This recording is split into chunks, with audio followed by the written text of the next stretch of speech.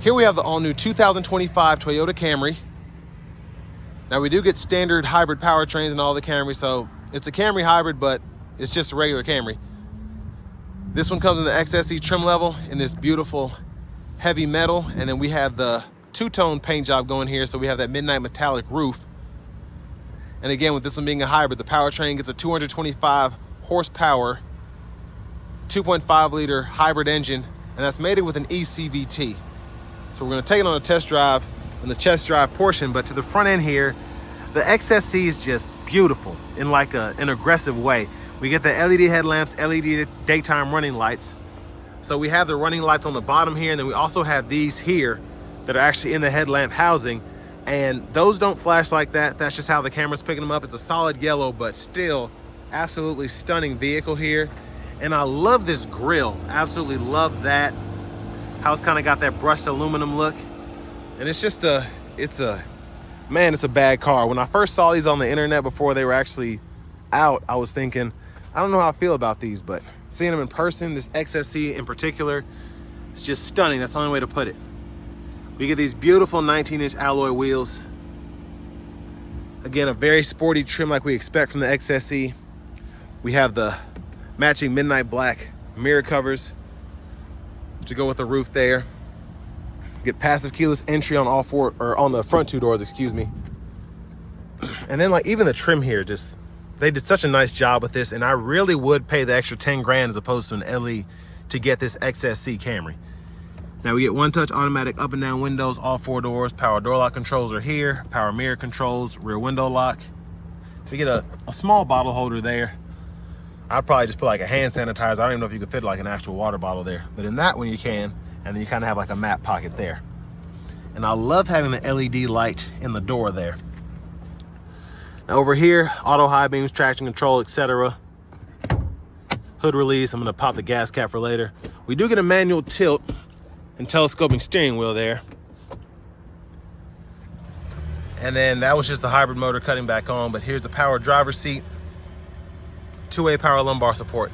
Now this engine's been off for a minute, even though I've had the car running with the AC on, so it's a pretty impressive hybrid system.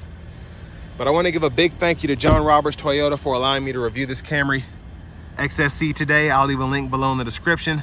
And if you're looking to get the best price on one of these in your area, just click on that link down below. It takes a minute to fill out your info, what car you want, and I'll make sure the dealers in your area are fighting to get you that best price on one of these. Now, I was in the LE earlier, and I said this before, I'll say it again. Rear seat room is very good for me being 6'3" and having this seat up front adjusted for someone of my size. So pretty impressive here. Even with a panoramic roof, I still am not brushing my head against the headliner, even though it's pretty close. Love having the rear AC vents for the back. USB-A, USB-C charge port there. Look at the front end from back here. And there's a look at that panoramic roof with the sunshade up. Then you can also pull down here, get your bottle holders in this middle seat. Top tethers for the car seats are right there. And then your lower latch anchors are behind this little plastic cover right there if you ever need to use that. And then up here, grab handle, you can hang two plastic or several metal hanger hooks there. Not very sturdy, so I wouldn't hang on like, I wouldn't pull on it, but you could hang a uniform or a dress shirt there if you need to. But it's not like the pickup truck. Some of these Tundras and stuff, they could hold bowling balls. Figuratively speaking, but you know, I wouldn't be surprised they could. Gas cap there. And then to the back end, love the look of this as well. Again, with this one being the XSE. Nice exhaust tip. And just if you're curious, there's a look underneath the car. Now you can pop the trunk from either the key fob up front, or you can find the button right here. And pretty generous cargo space in my opinion. Now we do have the all-weather floor mat here, so you can lift that up. And then you have the mat here. Lift that up, and then you have the jack and stuff here. It gets a little heavy, but then you can finally get to that spare tire underneath there.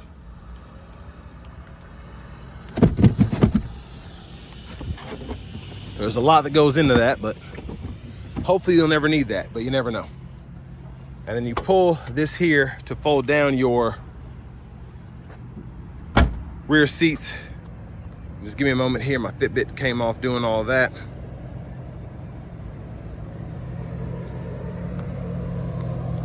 All right, so we're gonna come back around here and I'll show you how that folds down.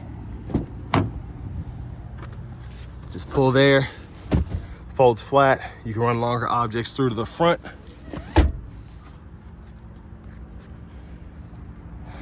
Now, to what this thing will cost you.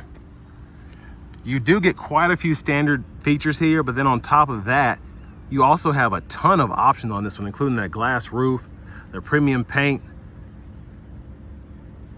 and then quick charge cables, the light and wheel package, which I highly recommend. These wheels are insane. But it's only $47.72 for the MSRP, which is pretty impressive.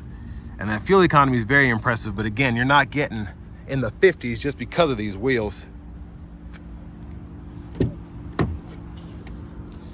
And over here we do get the power front passenger seat.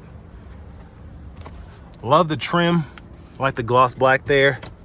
Glove compartment with the owner's manuals right in there.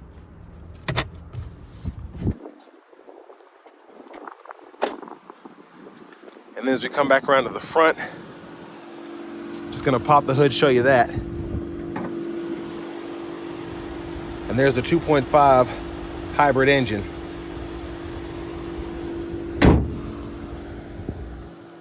Let's go ahead and hop in the driver's seat.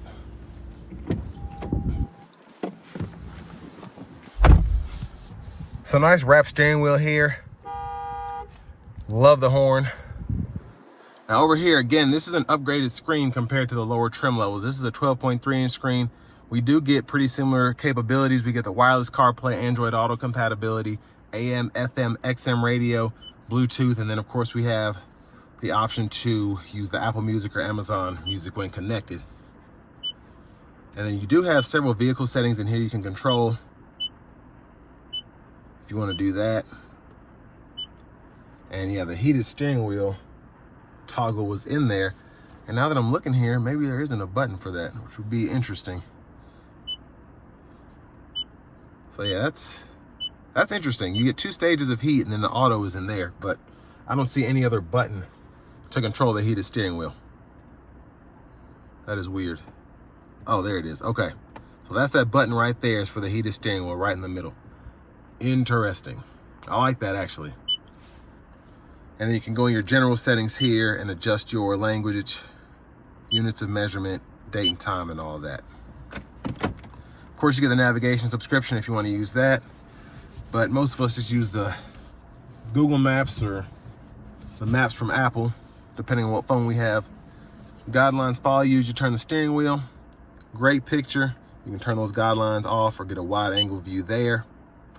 And I really like the wide angle view because if you're just that curious and you don't want to have a blind spot backing up, you can do that. Or if you just want to be able to see more clearly, you can have that closer angle. But again, climate controls are here for that heated steering wheel there, fan direction, dual zone automatic, 3-stage heated front seats. We can cut off those vents in the back, and then we have the automatic climate control on the off switch there. Hazards, USB-A, 2 USB-C charge ports. Wireless charging pad is here, little storage there, 2 bottle holders. And then for the shifter, hit the lever, reverse, neutral drive, come over here to manually shift. And I made the mistake earlier of thinking that you had paddle shifters here for that same thing. This is for the regenerative braking, so you kind of get out of the regen there, and then we can use this to maximize our regen right in here. It can be confusing, but once you get used to it, it's kind of cool. Now over here we have the eco mode, normal mode, sport mode for the drive modes. Then we have the automatic brake hold and the EV mode there. Electronic parking brake, pull up to engage, hit the brake, press down to disengage. Center console cubby space, which is pretty generous, and then a 12-volt right there. Garage door transmitter in that rear view mirror. We do have our LED reading lights here. Sunshade control, sunroof control. You can tilt that or you can slide, and I'll show you how far that goes back. So this is one touch here. So that's back as far as it'll go. So you just get that there, but still a nice look. And I love having that kind of go up and out. It looks cool when you're driving. There's a look at the back from up here. Vanity mirror, pretty impressive. And I said this in the other Camrys, I love that you can close it and the light goes off, and open and the light can be on, or you can just control the light with how you open the mirror. Now back to the steering wheel itself. Blinkers are here, have the low beams on now. There's auto, daytime running lights off, high beams, flash. I like to keep that at auto. And then over here, our intermittent wipers. So one time off, intermittent low, high. We can adjust that frequency there and then pull up for the front wiper fluid. Now to the right side of the steering wheel, we do get the Toyota Safety Sense 3.0, so I can control all of that there. I can decide whether I want adaptive cruise, regular cruise, adjust the gap for that. And then I can also put this on, and this turns on the whole suite. So I can have the lane centering on with the adaptive cruise, or I can turn one or the other off by hitting that. And then track list or radio station presets here, audio sources there. And these 4 arrows go through the middle part of the gauge cluster. I can control all of that. And there's so many settings in here. When you get this full digital display, it can kind of get overwhelming, but it's fun to have. Volume, voice recognition, Bluetooth button, and the back button for that gauge cluster there. Push button starts here. Finally, here's the key fob, and when a remote start is applicable, depending on if your version comes with it or not, you just hit this 1, 2, 3, and you hold it that third time until it starts.